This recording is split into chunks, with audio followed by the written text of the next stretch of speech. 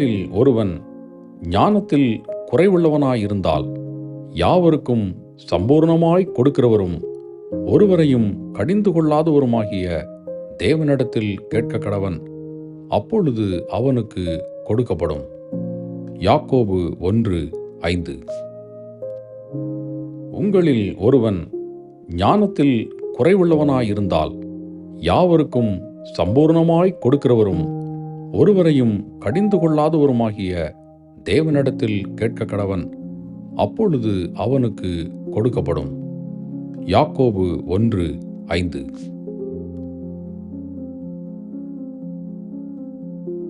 உங்களில் ஒருவன் ஞானத்தில் குறைவுள்ளவனாயிருந்தால் யாவருக்கும் சம்பூர்ணமாய் கொடுக்கிறவரும் ஒருவரையும் கடிந்து கொள்ளாதவருமாகிய தேவனிடத்தில் கேட்கக்கடவன்.